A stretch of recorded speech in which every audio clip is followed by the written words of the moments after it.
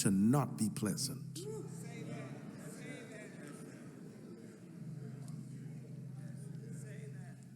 Smiling comes natural into the contours of your countenance.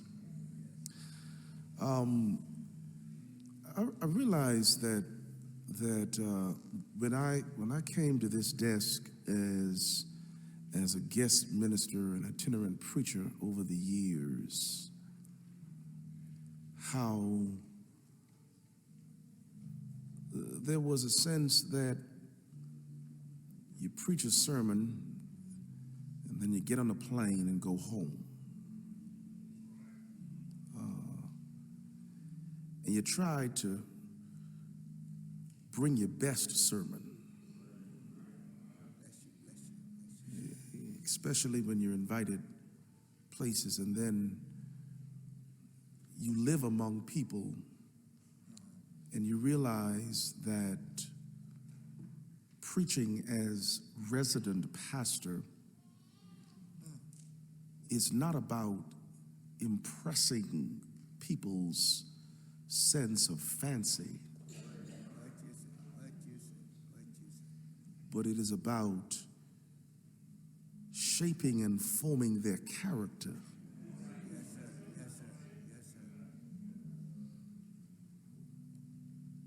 It's like what Benjamin Elijah Mays, I understand, would say to his students at Morehouse College: God placing a crown just above our heads and daring us to grow tall enough to wear them.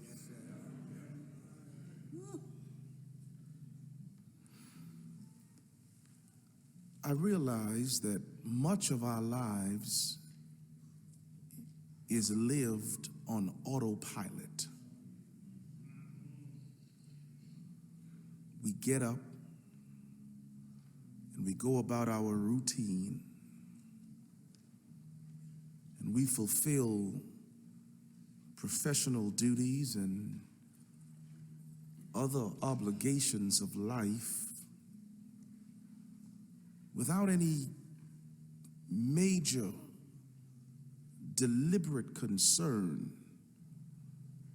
about the contributions that we are making to the human enterprise, about what lasting contributions will be ours,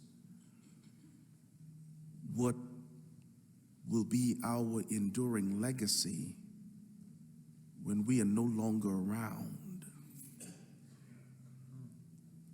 Because that's what we've been groomed to do. And only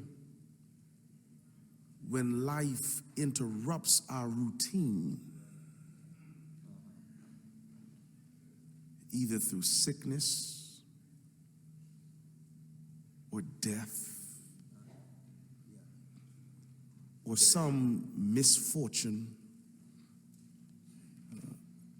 do we pause long enough to take stock on whether we've been investing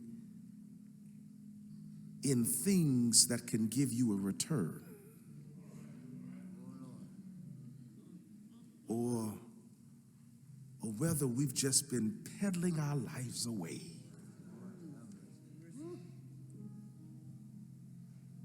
Just passing the time. Yeah, I'm already preaching. And I could not shake God's confrontation with me. I could not dismiss it, because he's been asking me for all of my church going, for all of my preaching, for all of my teaching, am I a more loyal follower of the Christ? Or has God simply become the nature of my professional business?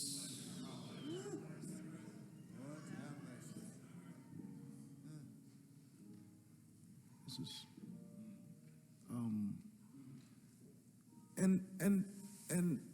and each week, as I try to invite you into the dialogue, I try to do so in a way that would let you walk out of this sacred space with enough weight to give you pause, enough of a burden that would drive you to a place of solitude with Him, where you can not just put questions to Him, but where He can put questions to you.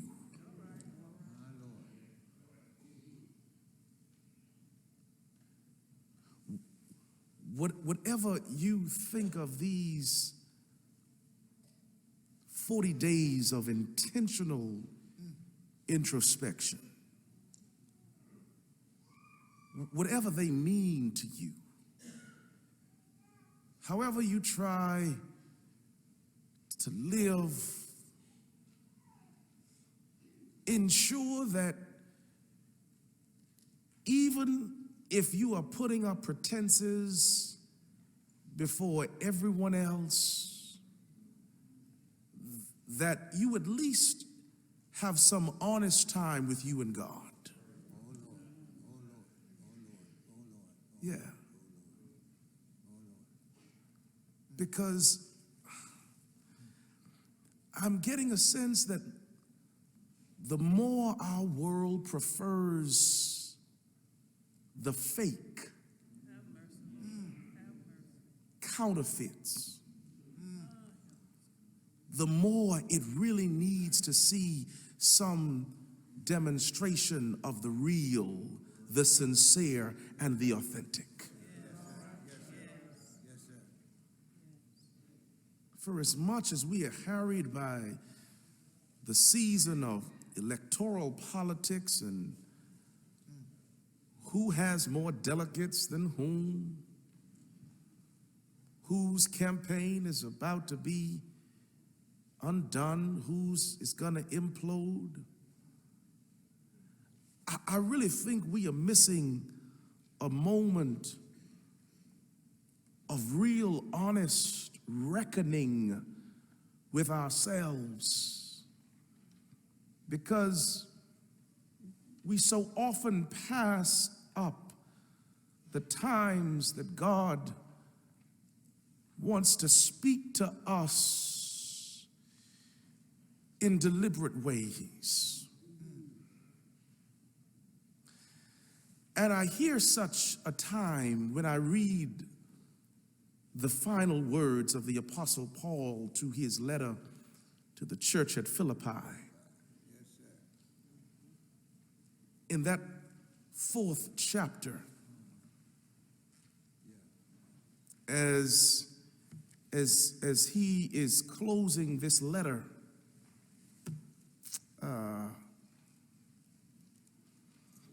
and is in a sense trying to sort out the tension that exists in that church. He's trying to set a high bar for them to clear. And I'm really inviting you to hear me really with your heart, if I could mix metaphors, if you will. Because I'm discovering that there are some things in life that are not even worth our attention.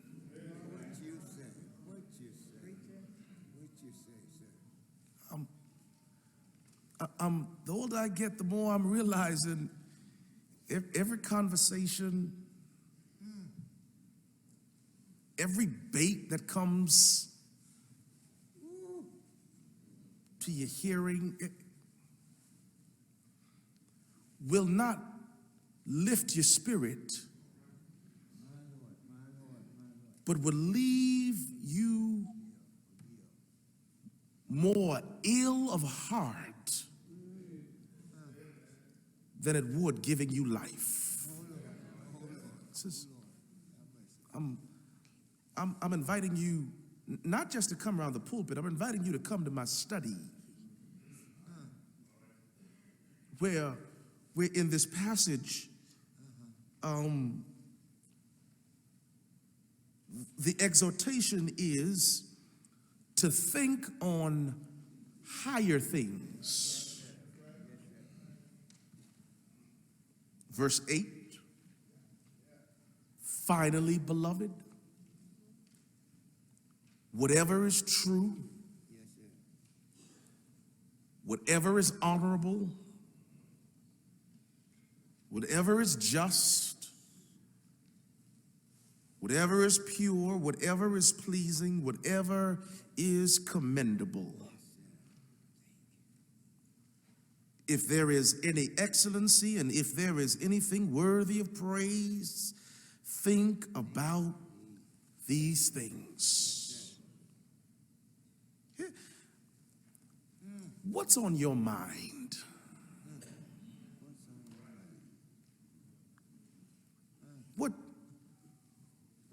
What controls your thought patterns?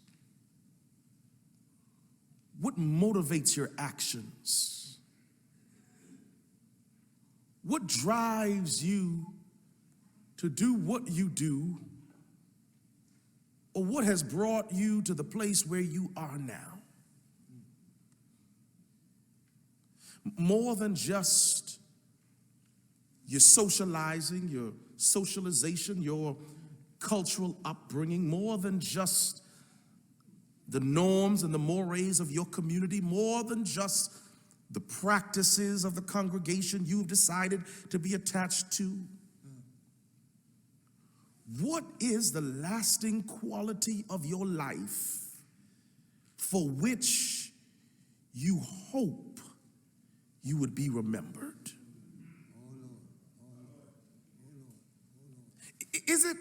Is it that you couldn't let a situation go? That you had to be in this culture around us, claiming to keep it 100, which is nothing other than an excuse for people to be reckless with their speech?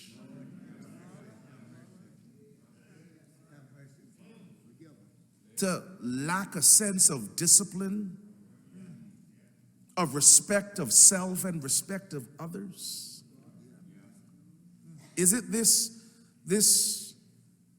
coarsening of our dialogue and interpersonal exchange, the distance that we have in social media that you could post insults about people who are not in front of you when you would not say that if they were present?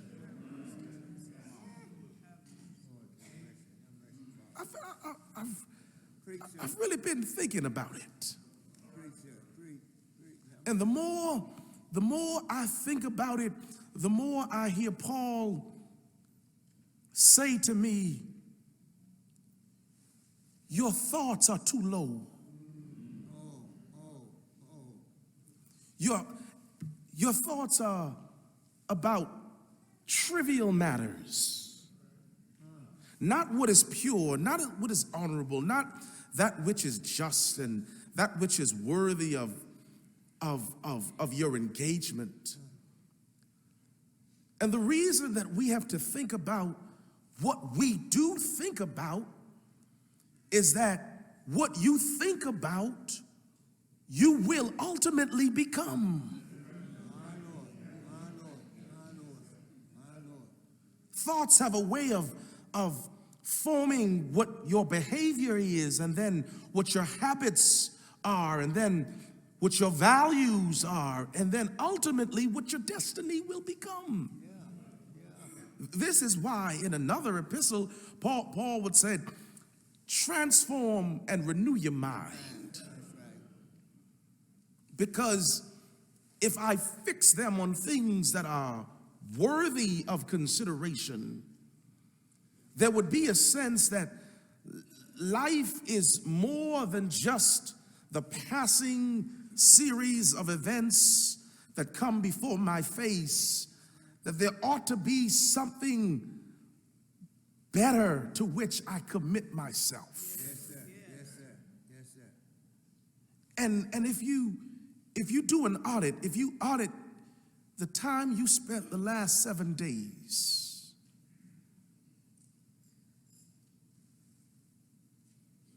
what was worthy of your time?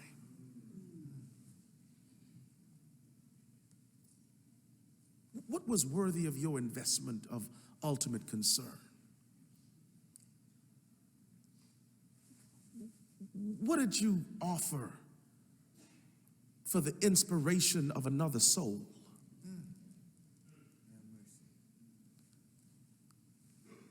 How did God rest upon your heart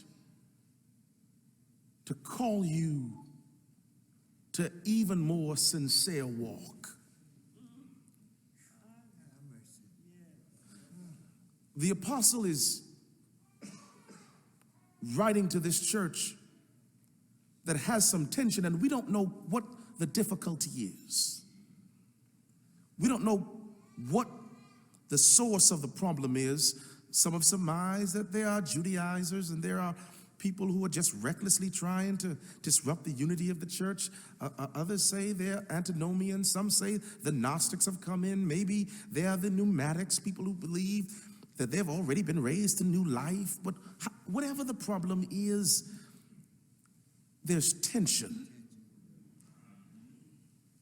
And to work out the tension, he's been saying that you ought to have the same mind.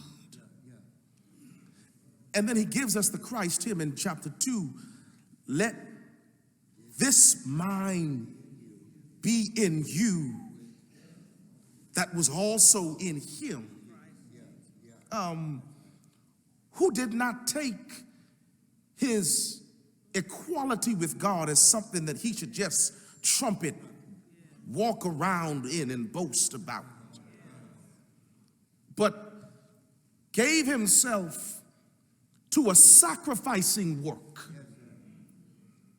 took on your form, my form, becoming in the image like human flesh, and then going the extra mile, humbling himself to serve not his interests, but yours and mine. Even when that service and that sacrifice called for him to give his very life. And as a result of doing it, God vindicates his sacrifice by giving him a name that everybody should know. And declares that even if they don't want to put respect on it now, one day they will. For all knees shall bow, all tongue shall confess that he is Lord to the glory of God. That's the great hymn of Philippians. But as a result of that, you and I are tasked with living lives consistent to that song until the day he shall come again.